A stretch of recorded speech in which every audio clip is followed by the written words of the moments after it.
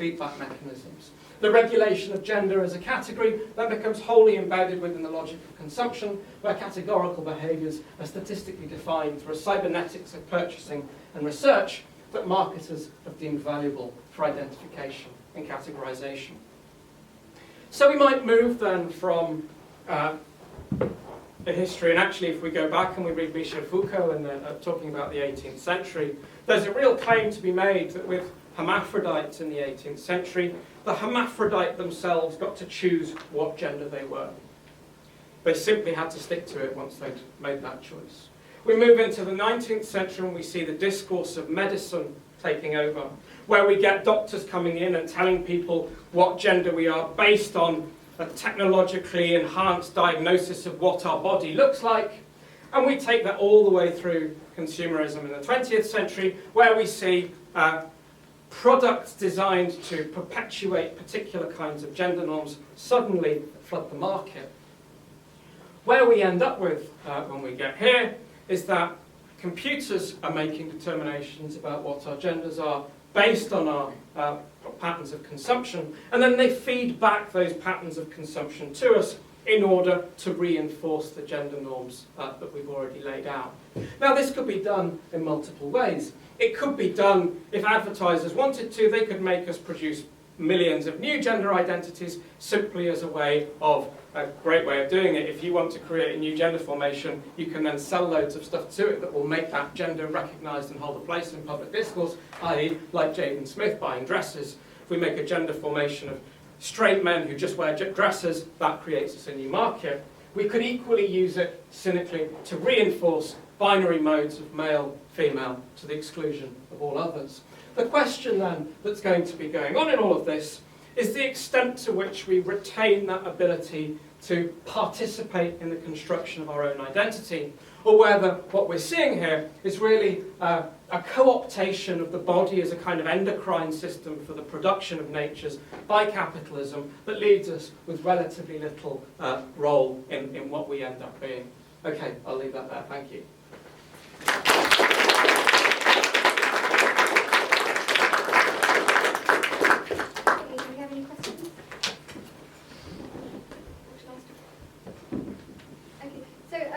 How do you think then we can identify queerness if queerness is characterised by fluidity, and fluidity really neatly maps into, capitalism. Capitalism also characterised by fluidity. How can we distinguish? How can we identify queerness? How can we identify sort of productive means of? So, I'd make a connection here that will end up sounding quite counterintuitive and perverse itself, which is that if you go back to the basis of what we might take queerness to be, it becomes the fundamentally normal mode of human behaviour. So if we go back to the basic logic of artificial selection, then it is this selection that says, well, in the animal kingdom, and I'm fully open to there being a very tenuous distinction between the animal kingdom and the human kingdom here. In the animal kingdom, we're simply defined by this logic of adaptation. We are able to adapt and to survive to whatever environment presents itself, and we simply live or die on whether we're fit for that environment. The logic of artificial selection is rather something that takes us out of questions of adaptation and survival. It's something that suggests, as has been the course of human cultural evolution, that we can use tools to build our own environments, create our own environments, and create artificial environments in which we're no longer maladapted. So in other words, we can create societies in which the weak are able to survive, we can create societies in which any kind of gender can flourish, and so on. Now what I'd suggest here is that the concept of queer that I would like to retain, and there's a risk that it becomes too distant theoretically from other prevailing modes of queerness, but the one that I like is the idea that says that we preserve this possibility of constructing our own artificial environments, and by building these environments, we're not only building houses around us, we are building our own forms of interiority too. So I'd suggest then that queerness actually links to this most constitutive human activity of building one's own identity through tools. Now this is going to run into various problems, particularly with something like the Born This Way movement, where you go to someone like Lady Gaga with what to me sounds this really dangerously apologetic defence of homosexuality. We were born this way, it's not our fault. We're simply the hapless victims of biological circumstance. One, not only is that biologically untrue, it might be a convenient truth to hold on to simply if we're saying, oh, I'm persecuted over my sexuality. It's best if we can say that it's not within the realms of agency to have any control of this. But it comes across as much more of a statement about how uncomfortable we are with concepts of sexuality. You know, if I'm born this way, I don't have any choice in constructing my own fate. The concept of queerness that I cling on to is that we do.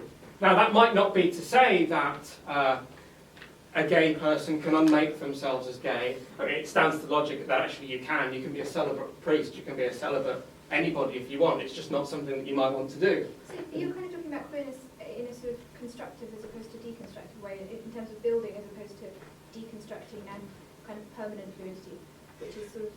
I think there's a real issue that if we move into a logic where everything gets deconstructed, we throw the baby out with the bathwater.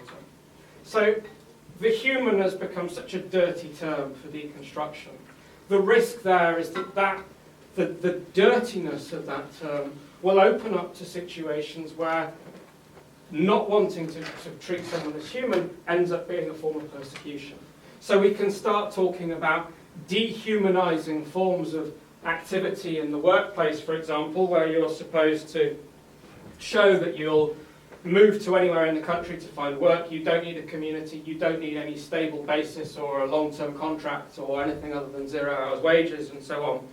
And we might say, well, this is a kind of fluid living that doesn't require us to have any ability to construct who we actually want to be. And so I do worry that that discourse of deconstruction becomes problematic, and that what we want to do here is we retain the basic idea of deconstruction.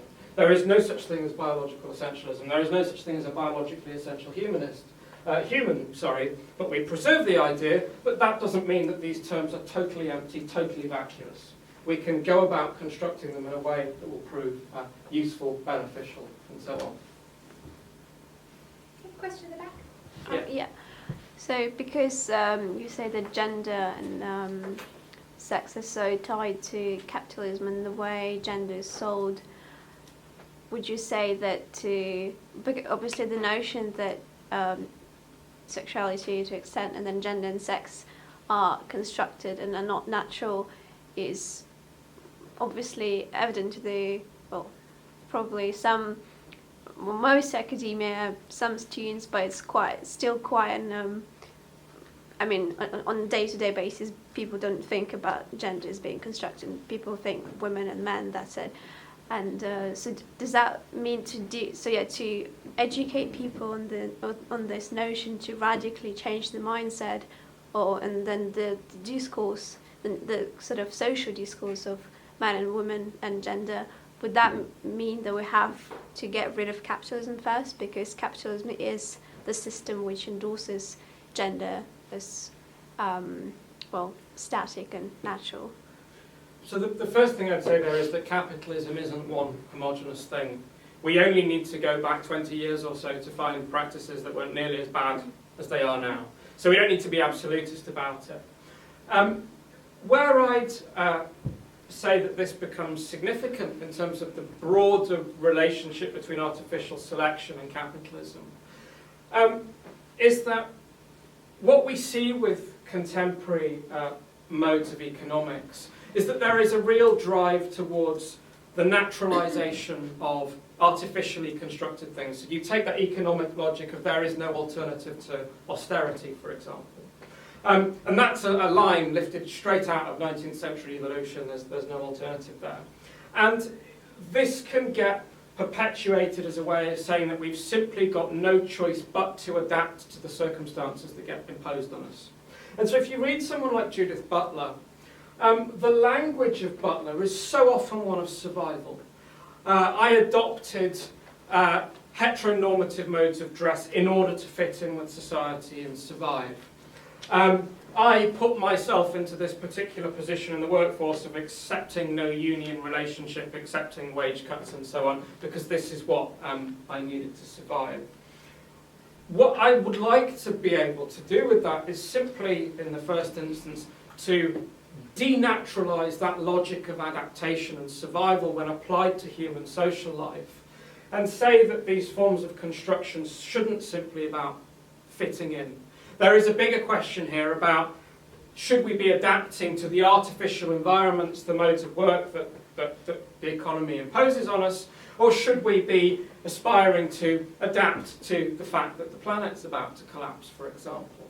How do we open up modes of thinking about the production of identities that aren't simply going to wed us into thinking that we're bound to the choices that are imposed on us now?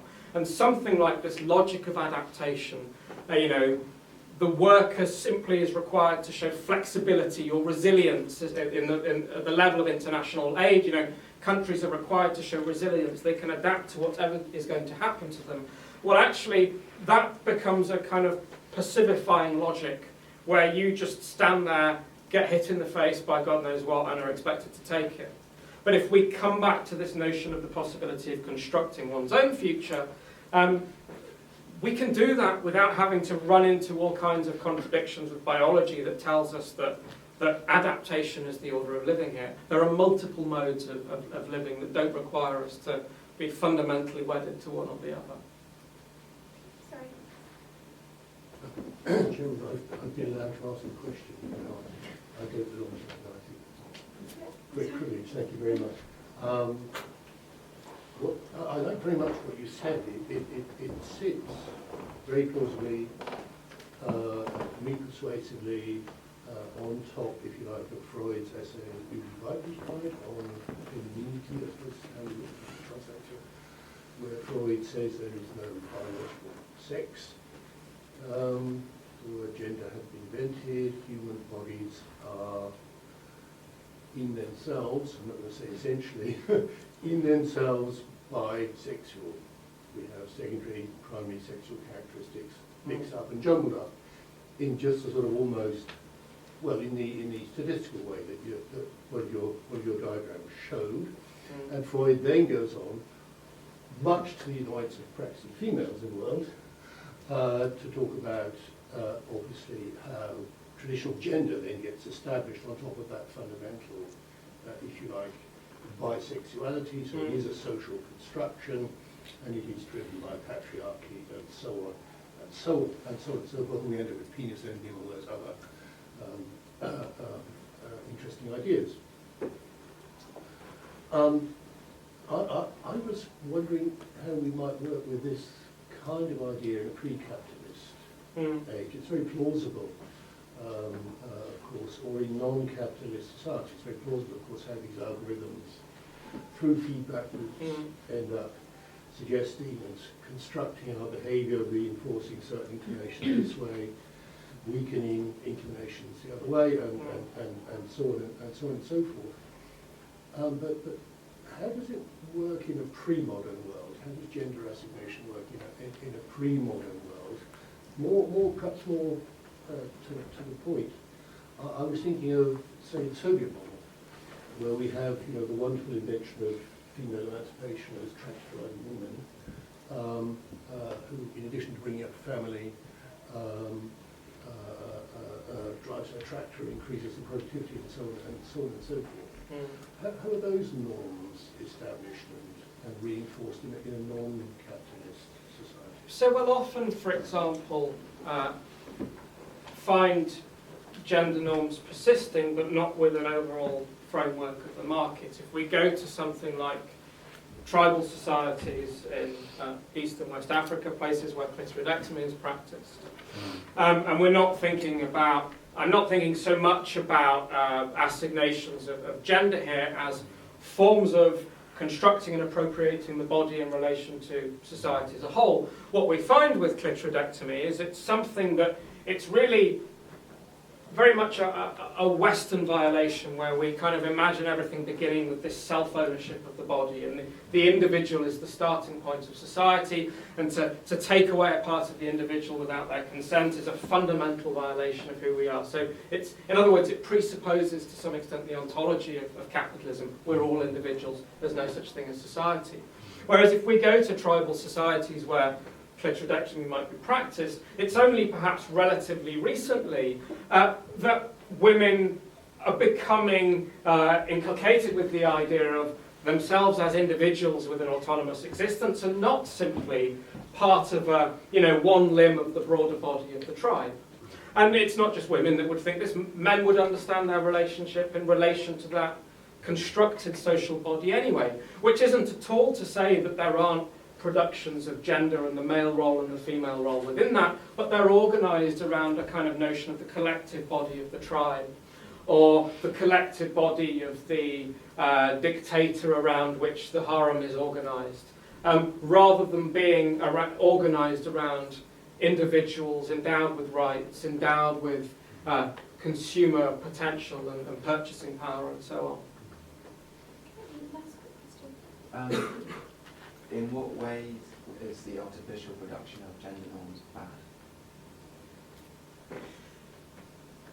So, we can see so many ways in which it's bad. Think of people gay people who are required to go through sex changes in Iran because that keeps them safely within the binary of male, female heteronormativity.